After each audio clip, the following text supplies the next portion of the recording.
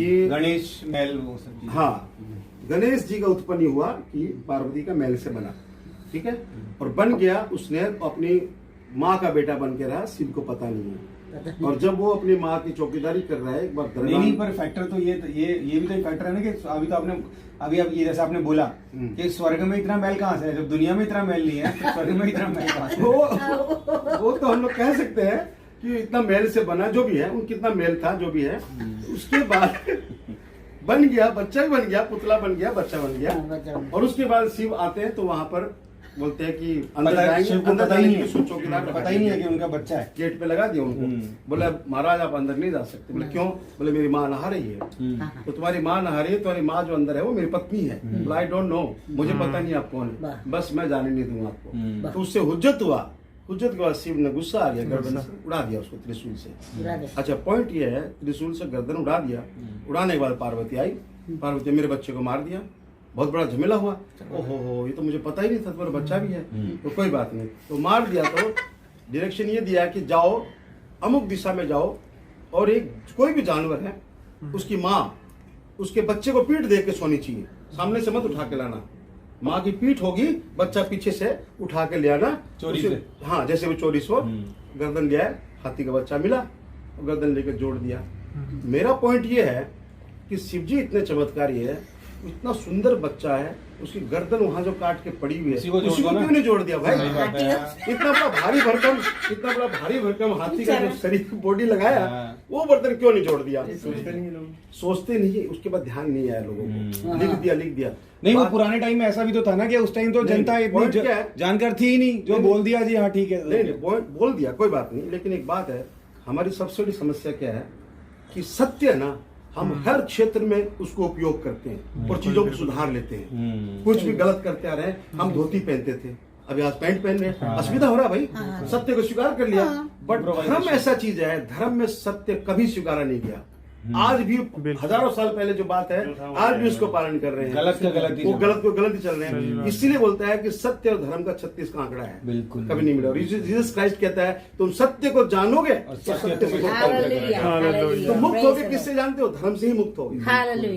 धर्म ही प्रॉब्लम है, उसी से मुक्त हो। तो ये चीज सत्य को हम लोग आज हम कह सकते हैं कि हम किसी धर्म में आ गए? नो। मैं अपने पास्टर को मैंने एक दिन जवाब दिया, जैसे मैंने देखा कि मुझे जिस ढंग से वो ले जा रहा है, मैं बोला पास्टर जी, मैं एक धर्म से निकल के आया हूँ, दूसरे धर्म में घुसने नहीं आया, मैं मुक्त होने आया हूँ, मुझे आजाद होने आया हूँ। मैं किसी भी धर्म का अनुयायी नहीं हूँ, और मैं सत्य को प्रस्तुत करूंगा, मैं सत्य का जन्मा हुआ हूँ। बिल्कुल, ये सबसे बड़ी बात है। और हम लोग क्या करते हैं पता है? वो कहाँ तो लिखा है 1 कुरिन्थियन कितना में याद नहीं आ रहा, कि हम जहाँ विश्वास करते हैं उसी को सत्य मान लेते हैं। पर होना ये चाहिए कि पहले सत्य को ढूंढो, वहां विश्वास करो। अब सीता जो है, सीता को अग्नि परीक्षा दिया गया। क्यों दिया गया?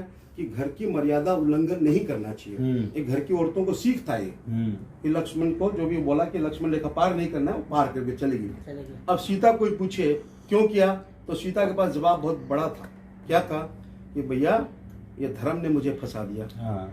मैं तो भिक्षा नहीं देने वाली थी, साधु ब्राह्मण घर पे द्वार पे आ गया, उसको अगर मैं ठुकरा दूंगी तो धर्म विरुद्ध हो जाएगा। ये धर्म ने उसको फंसा दिया, क्योंकि वो साधु के रूप में आया था। और बोले साधु अगर घर से लौट गया, ये बहुत बड़ी बात हो जाएगी, भाड़ में गया, परिवार समाज दुनिया, और धर्म की बात सुनना पड़ेगा, और उसी से फंस गई। दैट वाज कॉल्ड धर्म संकट। धर्म संकट सत्य के कारण होता है। जब सत्य आता है ना, धर्म संकट में आ जाता है।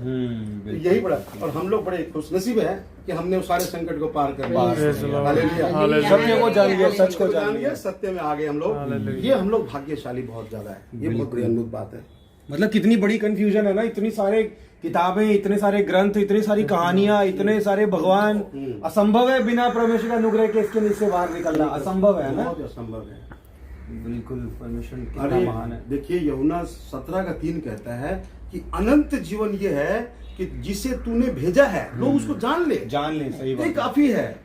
और हम तो जानने की प्रक्रिया में घुसे। भाई साहब, मैं यीशु को एक बाइबल पढ़ता था, मेरी टेस्टिमनी बहुत बड़ी है। मैं पहले ही प्रचारक बन गया प्रभु में आने से पहले। अच्छा, ऑडियो कैसेट बनाया, इनके गवाह है, ऑडियो कैसेट बनाया पहले ही, और प्रचारक बन गया। अनजान लोगों को चिट्ठी लिखा करता था, मैंने पहले ही मैं प्रचारक बन गया। और मुझे पर मैं एक्चुअली भजन सिंगर था, Okay. देवी देवता के भजन गाता था। ओके ओके तो परमेश्वर को जैसे पॉल को पकड़ना था, पॉल को पकड़ना था, ये सारा चीज जानता है, इसको पकड़ो। तो जिस तरह उसने पॉल को पकड़ा, उसने ये भजन उजन बहुत गाता है ना, इसको पकड़ते हैं। अच्छा। तो उसने मुझे पकड़ने के लिए ऐसा ऐसा किया, और उसके बाद जब मुझे पकड़ा तो 1.5 साल मेरा गला खराब हो गया। अच्छा, क्या बात है। गला इसलिए खराब हो गया कि फिर ना घूम चला जाए वापस वहां ना पे, चला जाए। क्योंकि गाने की बड़ी लालच है, प्रतिष्ठा है, लोग मान सम्मान देते हैं, फिर घुस जाएगा। 1.5 साल गला खराब कर दिया। अब सोच लिया कि अब कुछ नहीं करना है, बस परमेश्वर करना है, परमेश्वर गला खोल दिया। बिल्कुल। ये बहुत अद्भुत मेरी गवाही है, कभी सुनाऊंगा फ्यूचर में कभी। बहुत अच्छा गवाही आपका बिल्कुल। राजीव भाई। और उसका बाद में आपने जो बोला था ना, जो अगर सचमुच अगर भगवान है तो उसने क्यों हाथी का सिर ढूंढने पड़ा, उसी का बेटा का सिर पर क्यों नहीं लगा दिया? वही तो। ये लिखने वाले की मुझे तो कमजोरी एकदम सही। है। और लिखने वालों ने सोचा नहीं कि हम आज सवाल तो रहे हैं, हाँ। सवाल भी जाएंगे। और एक फ्यूचर बात में बता सवाल दूं, होगा बल्कि सोचना चाहिए आजकल के लिखने जो से महाराज पहले। लोग हैं, ये जो महाराज लोग हैं ना, ये इन चीजों को रेक्टिफाई कर रहे हैं, हाँ। और रेक्टिफाई करके हमसे जोड़ लेते हैं। जोड़ देते हैं। तब ये बिल्कुल। कहेगा अरे मसीह की बात भी जानते हैं वो लोग, हाँ। ऐसे बोल के उन चीजों को ढक लेते हैं वो लोग। लाल किला के नजदीक मैंने वहां पर ये भाषण दे रहा था, क्या नाम है, सतपाल महाराज, आपके हाँ। उसी के है ना, हाँ वही उत्तराखंड से ही है। उत्तराखंड से है। तो भाषण सुन रहा था मैं, बोलता है कि यहाँ पर उस परमेश्वर ने, परमात्मा ने इस मिट्टी के पुतले में जान फूंक दी। क्यों बोल रहा है पता है? आदम की बात, कि वहाँ मुस्लिम एरिया सारा, हाँ वो समझ में आएगा। बिल्कुल। तो मैं बोला रे गधे, कौन से शास्त्र में लिखा है मिट्टी के पुतले में बना है? सब तो ब्रह्मा से पैदा हुआ, कोई मुख से पैदा हुआ, कोई छाती से पैदा हुआ, सही कहाँ बात से? है, हाँ। मिट्टी तो है ही नहीं। हाँ तो कहाँ से ला रहे हो तुम? इसका मतलब सब मिलावटी चीजें बना के मिला के, पेश करता वहाँ है। से बहुत मिला बड़ी के। बात है ये। मतलब वो वही बोलते हैं जो लोग सुनना चाहते हैं। सुनना चाहते हैं, हाँ। और वो चीजों को ढक भी रहे हैं। हाँ। मतलब एक्चुअली वो हिंदुत्व का प्रेजेंट कर रहा है। तो सोचा हमारे हिंदू धर्म में ऐसी बात भी है, हाँ। और ऐसा बात भी है। वही तो। उन गलतियों को सुधारते आ रहे हैं लोग। कि उन्हें पता है, पढ़े किताब खोल के पढ़ेगा तो कोई है है नहीं, नहीं। ना किसी को टाइम है, ना इच्छा है, ना कोई रामायण पढ़ेगा, ना कोई गीता पढ़ेगा, ना कोई ब्रह्म विवाद पुराण पढ़ेगा। एक्चुअली तो। प्रॉब्लम क्या है भाई साहब की, एक धर्म है ना, धर्म में प्रॉब्लम नहीं है। प्रॉब्लम कहाँ है बताओ आपको? मान्यताओं, मान्यता। आइडियोलॉजी में। मान्यताओं। क्योंकि धर्म से निकाल के जो आइडियोलॉजी बना दिया ना, उसको नहीं तोड़ पाते हैं। हाँ। That is called strong hold. वो गढ़ है। बोला कि परमेश्वर हमारे गढ़ों को नाश करने के लिए शक्ति दे। बिल्कुल, वो बिल्कुल। गढ़ है। बिल्कुल। तो धर्म गढ़ नहीं है, वो गढ़ है। वो आइडियोलॉजी जो छाप रखा है, वो आइडियोलॉजी, आज आइडियोलॉजी की वजह से सारा प्रॉब्लम हो रहा है। बिल्कुल। और लोग, हमारे क्रिश्चियन लोगों की कमी है कि वो आइडियोलॉजी को नहीं जानते हैं। आइडियोलॉजी को ब्रेक करो, बिल्कुल। आइडियोलॉजी को पकड़ो। सत्य को खोजो। अभी हमारी जो आइडियोलॉजी है, हम भारत में भाई बहन को पर्व को मनाते हैं, रक्षाबंधन को। जैसे मंदिर में मुझे बुलाया प्रोग्राम करने के लिए, उस दिन पूर्णिमा था, तो मैंने उस आइडियोलॉजी पे प्रहार किया। मैंने उसको वचन को बनाया ऐसे